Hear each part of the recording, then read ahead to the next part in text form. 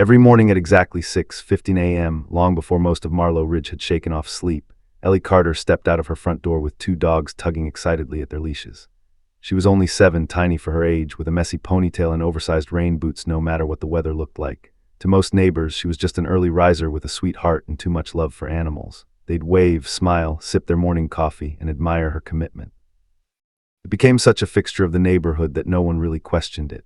Ellie walked Honey, an elderly golden retriever with a limp, and Tank, a wiry gray mutt with mismatched eyes. The combination always drew attention because every day someone different would ask, "Tank, not yours, right?" And Ellie always gave the same innocent answer, "He follows me." People chuckled at the idea, imagining the dog simply adored her. No one thought deeper, no one asked harder questions.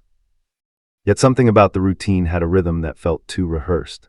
Ellie didn't stroll like a carefree child but moved with purpose, glancing at the same corners, pausing at the same intersections. Honey always walked on her left, Tank always led from the right as if guarding her.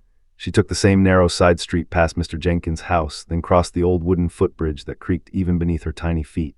People assumed she knew the path by heart. She probably did. What they didn't know was why. October brought cold winds that whipped through the neighborhood like warnings. On one of those mornings, with gray clouds heavy over the rooftops, Mr. Jenkins stood outside longer than usual. He was setting out his recycling bins when he spotted Ellie approaching from the far end of the street. She was quieter than usual, shoulders stiff, her steps quicker. Tank's ears pointed forward sharply, alert, focused. Honey lagged, breathing hard, as if they'd walked much farther than the neighborhood loop she always claimed to take. Mr. Jenkins, who had been around kids his whole life and had a daughter nearly Ellie's age, felt a strange pinch in his chest. Something wasn't right. He tried to dismiss it. Kids grew, routines changed, maybe she was in a hurry to get home for school, but then it happened. As Ellie reached the sidewalk in front of his house, Tank stopped abruptly. His mismatched eyes locked onto something beyond the road, something past the rusted chain-link fence that lined the back of the old railroad property. He pulled, hard enough that Ellie stumbled forward. Honey, looking suddenly fearful, followed reluctantly. "Ellie," Mr. Jenkins called, more curious than alarmed at first. But Ellie didn't turn around. Tank pulled harder, dragging her toward the narrow dirt path most kids avoided. It wound behind a crumbling storage shed beside the abandoned railroad tracks, an area the neighborhood had collectively decided was off-limits for everyone, especially children. No one maintained it, and adults warned of sharp metal, broken glass, stray wildlife. No kid ever went near it willingly. Ellie, however, allowed herself to be pulled. Mr. Jenkins stepped closer to the curb. "Honey girl," he quietly coaxed, noticing the old dog's hesitation. But Honey didn't look at him. Her tail was tucked. She was trembling. Ellie suddenly froze and looked over her shoulder. Not at him. Behind him. Her eyes widened as if startled by the mere realization that someone was watching. The cheerful expression she wore every morning was gone, completely gone, her face drained of color. She jerked the leashes close to her chest, whispering something Mr. Jenkins couldn't hear. Tank growled low, almost warningly. Honey whined, a broken sound that made the hairs on Mr. Jenkins' arms stand up. Ellie then turned and hurried down the path, the dogs pulling her faster until all three disappeared behind the shed. Mr. Jenkins didn't follow. He couldn't move. He didn't understand why, but deep in his gut he knew. Wherever Ellie was going, she did not want to be seen, and something at the end of that path was something no child should ever face alone. By the following morning, the quiet streets of Marlow Ridge were buzzing with a strange tension. Word traveled fast in small towns, and Ellie Carter's unusual routine had already sparked curiosity. Some neighbors whispered behind curtains, claiming they had seen her much earlier than 6:15 a.m., around 4:30 a.m. when the street lamps were still flickering and the world was gray and half asleep. That early no child should be outside, let alone walking dogs. It didn't add up. Her parents insisted she went to bed on time, yet sightings suggested otherwise. Tank and Honey remained constant companions in these early morning hours, but something had changed in their behavior. Tank especially was alert, ears twitching at every sound, nose to the ground as if tracking invisible trails. Honey, though slower and fragile, seemed unnaturally cautious. The neighborhood cats, normally unfazed, darted and hissed as Ellie passed, as if sensing the tension around her. Mrs. Alvarez, who lived across from the old railroad tracks, decided she could no longer ignore the oddity. She was a retired nurse with instincts that had saved lives before, and today curiosity mixed with concern compelled her to follow Ellie discreetly. She wrapped herself in a thick coat, muffled her steps, and kept her distance as Ellie's tiny boots scuffed along the cracked sidewalk. Ellie moved quickly but quietly, her eyes scanning every corner. She checked over her shoulder multiple times as if expecting someone or something to be behind her. Mrs. Alvarez's heart pounded. Something was definitely off. She watched as Ellie's route diverged from the usual neighborhood path. Instead of turning onto Maple Avenue like normal, Ellie veered toward the abandoned shed behind the railroad tracks. The closer Ellie got, the more Mrs. Alvarez noticed subtle, strange things. The ground was littered with broken glass, and the air smelled faintly of damp earth and decay. Tank growled low, lips curling, a sound that sent chills down Mrs. Alvarez's spine. Honey whined nervously, pressing close to Ellie. Ellie crouched for a moment near the edge of the shed, whispering urgently. Mrs. Alvarez couldn't make out the words, but the urgency in Ellie's voice was unmistakable. Tank barked once, sharp warning, and then the little girl crawled under a narrow gap at the base of the shed, dragging the dogs behind her. Mrs. Alvarez froze. This was no ordinary path. She strained her ears, holding her breath, but could hear only the distant drip of water echoing from the dark underside of the structure. Every instinct told her to call out, but fear gripped her. Ellie was tiny, vulnerable. Tank and Honey were all the protection she had. Suddenly, the sound of scraping metal echoed faintly from inside the shed. It was a slow, deliberate noise, like someone or something was moving heavy objects. Mrs. Alvarez's pulse spiked. She took a step closer, her eyes wide, when a shadow flickered across the narrow opening where Ellie had disappeared. A faint voice, almost a whisper, echoed from the darkness. "SHH, don't follow me." Mrs. Alvarez stumbled back, heart hammering. Her curiosity warred with fear. Something about Ellie's demeanor, the way her shoulders tensed, the way Tank's growl resonated from the tunnel spoke of danger far beyond a simple child walking her dogs. And then, just as she was about to move closer, a sudden crash sounded from within the shed. Dust fell from the rafters, and the faint echo of scrambling feet, small, hurried, desperate, reached Mrs. Alvarez's ears. She froze in place. Ellie and the dogs had vanished completely into the darkness below. For the first time, Mrs. Alvarez realized that the little girl she had admired every morning was hiding something enormous, something no one in Marlow Ridge could have imagined. And when she returned home, she noticed her own neighbor's window curtains twitching. Others had seen it too. Everyone had been watching. But no one yet knew the full secret that lay waiting beneath the shed. By mid-morning, panic had begun to ripple through Marlow Ridge. Parents, neighbors, and even a few early risers were whispering about Ellie Carter's mysterious disappearances. Her parents frantically retraced her usual path, calling her name, but there was no sign of her or the dogs. Phone calls were made, doors knocked on, and still no answer. What started as curiosity had transformed into fear. Something had drawn her away, something that wasn't just mischief or early morning wandering. Police arrived, cautious yet urgent. Officers scoured the familiar streets, scanning the shadows beneath street lamps and between parked cars. When they reached the abandoned shed behind the railroad tracks, their steps slowed. The structure looked ordinary at first, weathered wood, a rusted roof, but the ground around it told a different story. Footprints, small and hurried, led up to the shed, then disappeared. Next to them, paw prints, two distinct sets, traced the same path. One was large and wiry, the other older and almost fatting. Tank and Honey had been here. Officer Daniels knelt and inspected the base of the shed. The dirt was freshly disturbed. He shone his flashlight toward the ground and noticed a narrow gap, half hidden by overgrown weeds. It was just tall enough for a child or a dog to crawl through. "Looks like she went under," Daniels murmured. His partner, Officer Rivera, frowned. Under that shed, built on old railroad foundations. The tunnels are supposed to be sealed decades ago. Why would a child go in there? Daniels didn't answer. He simply pushed his flashlight beam through the opening. The beam caught a jagged edge of concrete, revealing a dark crawl space leading beneath the town itself. Dust motes floated in the morning light, and the faint odor of damp earth and rust lingered. As they crouched to enter, a faint squeak echoed from inside, then another, almost imperceptible. Daniels froze. The sound was too deliberate to be random, a child or something else. The officers carefully followed the tunnel, flashlights illuminating damp walls lined with debris, old newspapers, broken furniture, and what looked like makeshift bedding. The air was thick, musty, and cold. Footsteps echoed softly behind them, though no one else was visible. Then came another sound, panting, low and nervous. Two sets of eyes gleamed back at them in the darkness. Honey whimpered, Tank growled, and suddenly, movement ahead caught their attention. There, beyond a curve in the tunnel, was a small chamber. Blankets were piled neatly against one wall, a flashlight flickered on the floor, and half-eaten scraps of food were scattered nearby. And crouched on the floor, brushing a tiny scruffy dog with her hands, was Ellie. She looked up, startled but defiant, her eyes wide. Tank barked warningly and Honey whimpered softly, huddled at her side. Officer Rivera stepped forward cautiously. Ellie, it's okay, we're here to get you out. Ellie shook her head. No, you can't, not yet.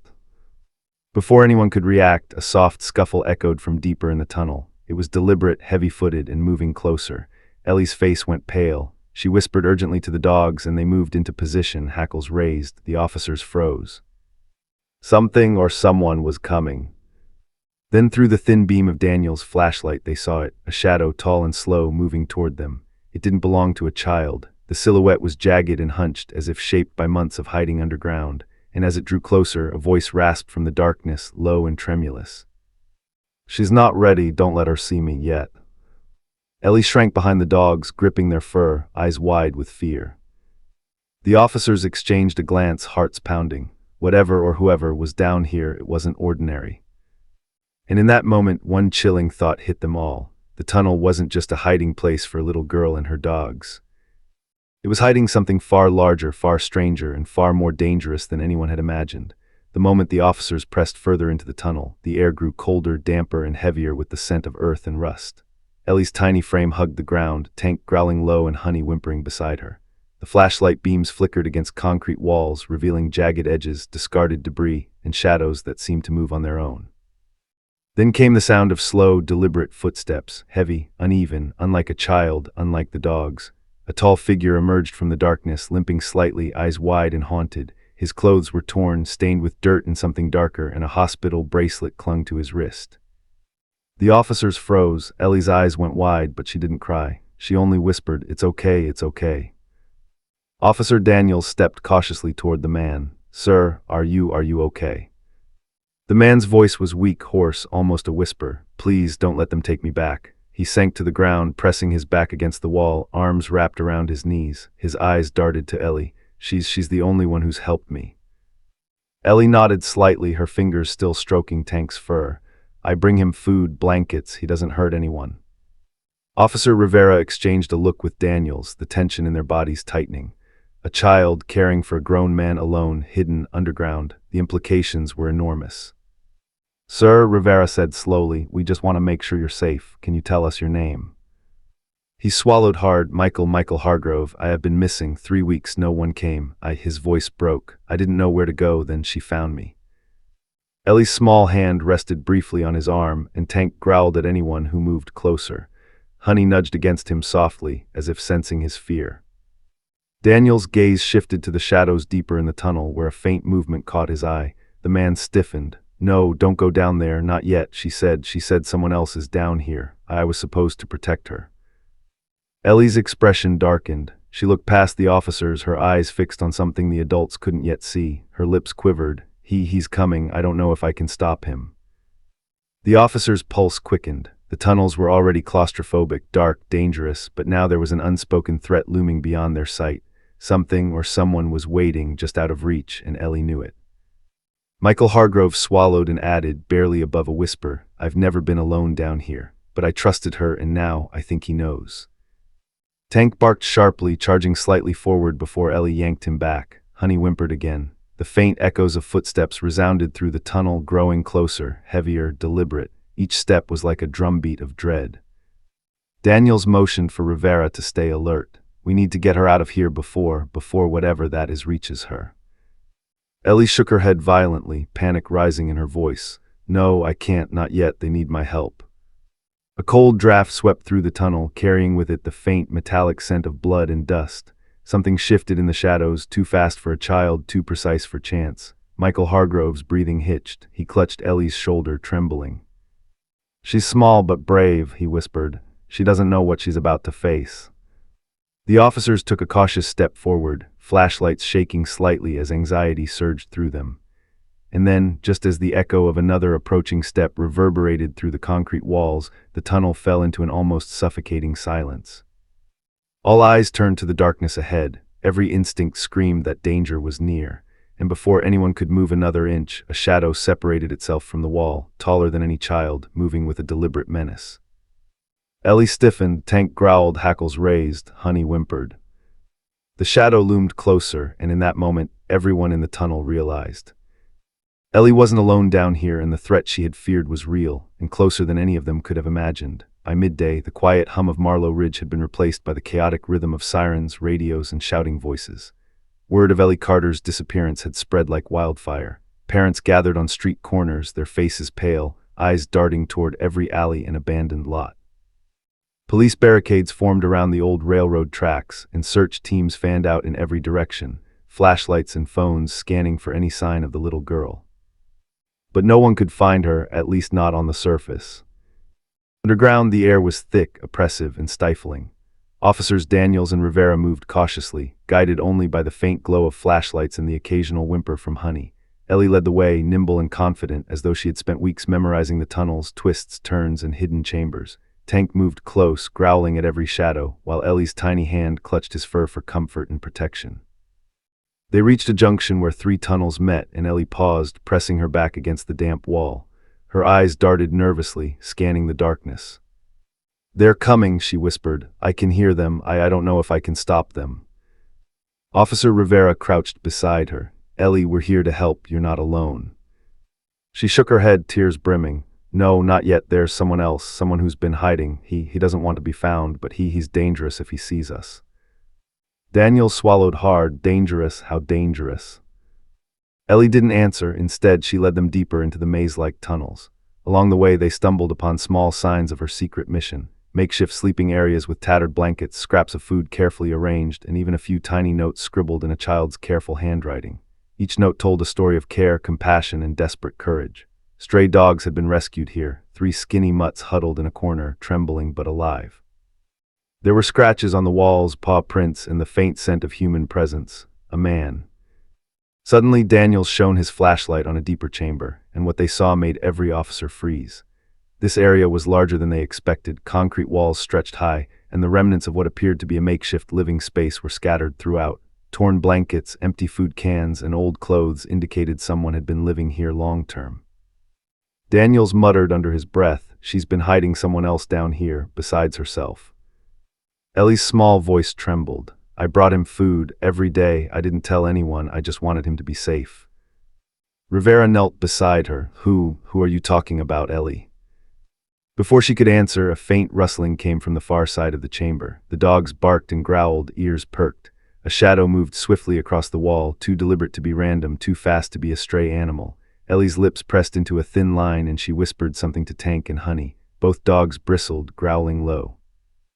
Daniels aimed his flashlight toward the sound, revealing a man crouched in the corner, wild-eyed, ragged, and clearly terrified.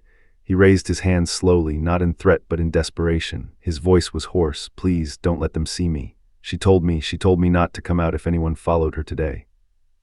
Ellie's hand tightened on Tank's fur, and Officer Rivera's pulse spiked. This wasn't just a simple rescue anymore. Someone was hiding from the world, and Ellie had been risking everything to protect him. Daniels whispered to Rivera, "We need backup now." But before anyone could radio for help, a sudden clatter echoed from a nearby shaft. Dust fell from the ceiling, the dogs barked frantically, and a metallic scraping reverberated through the concrete walls. The shadow stirred again, and Ellie froze, her face pale, eyes wide with fear. From deeper within the darkness, another figure emerged, taller, heavier, deliberate in movement. Ellie's breath caught in her throat. She whispered a single word. "No." The officers realized instantly this was the presence she had feared all along. Someone or something had been waiting, hidden in the shadows, and now it was moving closer. Every instinct screamed that the tunnel was no longer safe. Every heart thumped in terror, yet Ellie remained in place, gripping the dogs tightly. And in that frozen moment, it became clear. What they were about to face was far beyond anything they had imagined, and the little girl who walked her dogs every morning was now at the center of something far more dangerous than anyone in Marlow Ridge could comprehend. The chase had only just begun. The deeper they moved into the tunnel, the more oppressive the air became. The faint smell of earth, rust, and decay clung to everything. The flashlight beams from Officers Daniels and Rivera bounced off the walls, illuminating broken crates, twisted metal, and the faint outlines of small makeshift beds. Ellie's footsteps were swift and precise, almost silent, as though she had been running this underground maze for months. Tank and Honey stayed close, growling at shadows, ears forward, muscles tense. Finally, they reached a large chamber, a space that was impossibly bigger than any part of the tunnel system should have been. Concrete walls rose at least 10 feet high, lined with old shelves, discarded furniture, and debris piled in corners. The floor was scattered with blankets, scraps of food, and even makeshift toys. 3 small dogs, skinny and terrified, huddled near one corner. Ellie knelt among them, stroking their fur, whispering in soft tones only they seemed to understand. The officers froze at the sight. This chamber was a hidden world beneath Marlow Ridge, a place no one should have known existed. And yet, it was alive with the evidence of months of care and survival, orchestrated entirely by a 7-year-old girl. Suddenly a sound echoed through the chamber, a low, heavy shuffle, deliberate, uneven, and unmistakably human. Ellie stiffened, her eyes widening. Tank barked and Honey whimpered, pressing closer to her tiny legs. From the far side of the chamber, a tall figure emerged, silhouetted by the dim light of a flickering bulb. The officers tensed. This was no child, no stray dog, it was a man. He had shaggy, unkempt hair and clothes that hung in tatters. His eyes were wide, alert, and haunted. But what made everyone stop in their tracks was his posture. He wasn't hostile. He wasn't threatening Ellie. Instead, he was holding a metal pipe loosely in one hand, as if ready to defend, but his body language was protective, almost pleading. She brought me food," the man whispered hoarsely. "Blankets, water, every morning. I've been down here for weeks, hiding. I didn't know anyone would come, and now," his voice faltered, "I didn't know she'd lead anyone here." Ellie stood protectively in front of the dogs, glancing between the man and the officers. "It's okay," she whispered. "He's my friend." Daniels moved forward cautiously. "Sir, we just want to make sure you're safe." The man's eyes darted toward the tunnel opening behind them. "There's someone else, someone coming. She's afraid. I tried to stop him, but he's faster than I am." Suddenly a shadow flickered in the corner of the chamber. The officer's light swung toward it, revealing another figure emerging from darkness. It was taller, broader, and moved with deliberate precision. Its presence made the dogs bristle and Ellie flinch. "She knows him," the man whispered. He's her brother. He's lost, I think, but I don't think he wants to hurt her." Ellie's lips trembled. "No, he's not. He's just scared." Tank barked, the sound echoing through the chamber. Honey whimpered. The figure moved closer, the dim light revealing only a silhouette. Ellie stepped forward, hands outstretched, her small body trembling but unflinching. The officers felt a shiver run through them. This wasn't just an abandoned tunnel or a hidden man. It was a confrontation waiting to happen, a collision of fear, family, and desperation. And then, without warning, a sudden tremor ran through the chamber. Dust fell from the ceiling, and a low, groaning sound echoed through the concrete walls. The dogs barked frantically. Ellie's eyes widened in terror. The ground beneath them shook again. The makeshift chamber seemed fragile, almost alive with tension, as if the tunnels themselves were warning them. The shadow in the corner froze. Michael Hargrove pressed closer to Ellie, shielding her, while Daniels and Rivera braced themselves against the walls. Ellie's voice quavered but carried with determination. We have to get out before it collapses." The officers realized the danger wasn't just the unknown figure, it was the tunnel itself. Every step, every movement could trigger a collapse, and somewhere in that darkness, a presence waited, and no one knew if it was friend or threat.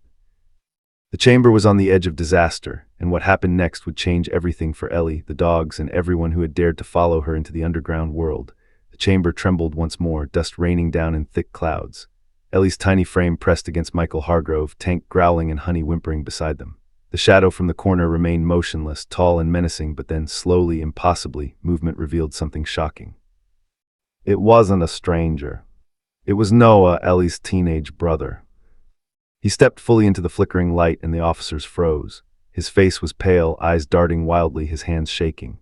His hoodie hung loosely over his frame, frayed and torn. He hadn't been seen at home in weeks. The family thought he had run off, maybe with friends, maybe somewhere unsafe. But here he was, crouched in the dark underground with only Ellie for company, and an air of desperation so thick it nearly choked the room. Ellie's lips trembled. "Noah, you shouldn't have come here. I told you to stay hidden." Noah's voice cracked. I thought if I stayed down here, no one would find me. And then I saw you with the dogs, bringing food, and I couldn't let you go alone." Michael Hargrove pressed close to Ellie, muttering to Daniels. She's been protecting him for weeks. She didn't want anyone to know he was hiding, not even her parents. Tank barked sharply, standing between the siblings and the officers, while Honey cowered behind Ellie. Every sound of the chamber, the shifting of debris, the groan of concrete, the low rumble from above, made Noah flinch.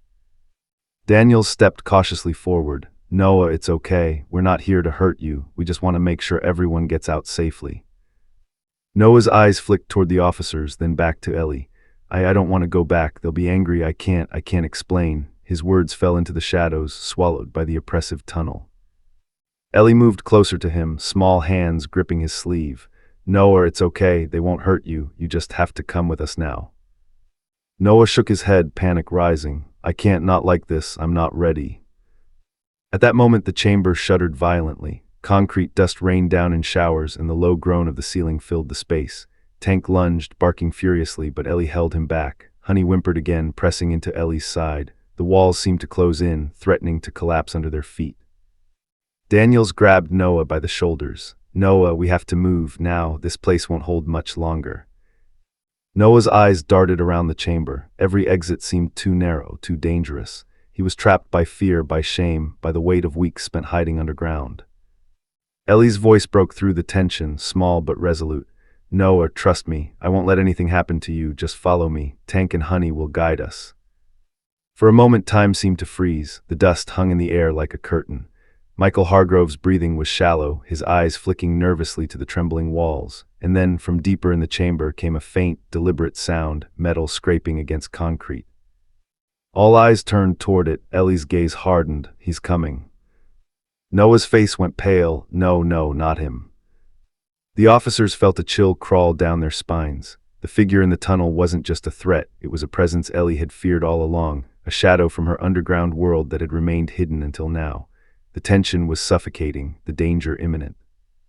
Ellie tightened her grip on Noah's hand. Stay close, don't look back.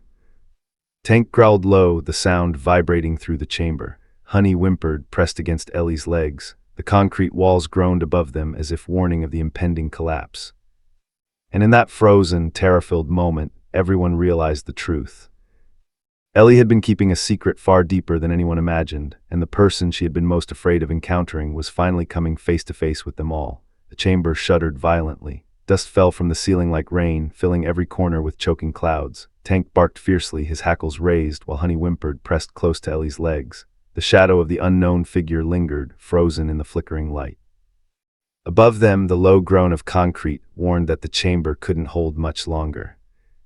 Ellie's grip on Noah's hand was iron strong. Stay with me, she shouted over the chaos, her voice small but commanding. We have to get out now.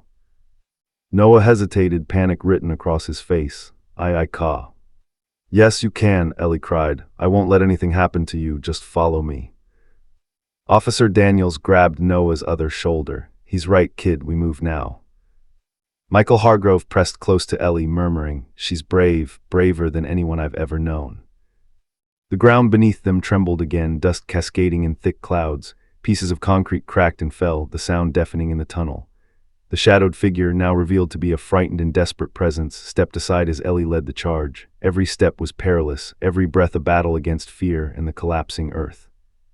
Ellie and Noah moved first, Tank and Honey flanking them, growling at the edges of the collapsing chamber. Michael Hargrove followed closely, while Daniels and Rivera brought up the rear.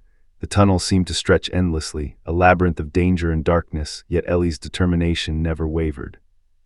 A sudden crash rocked the chamber. A chunk of concrete fell mere inches from Noah and he froze, paralyzed with fear. Ellie grabbed his arm and pulled him forward. We can do this, trust me. Noah finally nodded, tears streaking his dirt-covered face, and together they ran, guided by the dim flashlight beams and the instinctive loyalty of the dogs. Dust and debris rained down, making it nearly impossible to see, but Ellie pressed onward, weaving through the maze-like tunnels. Finally, a faint light appeared at the end of the corridor, a glimmer of freedom. The officers moved faster, shouting encouragements, pulling the children and the rescued man toward safety. One final tremor shook the tunnel, sending rocks tumbling behind them. The chamber behind them groaned, a warning of its imminent collapse. And then they emerged into the open morning air. Sunlight blinding after the darkness, they stumbled onto the cracked pavement of the abandoned railroad lot.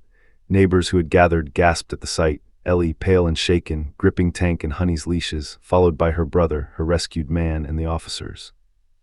Ellie sank to her knees, tears streaming down her cheeks. Tank and Honey circled her, protective and loyal. Noah dropped beside her, hiding his face against her shoulder. Michael Hargrove, finally safe, wrapped a trembling arm around both of them.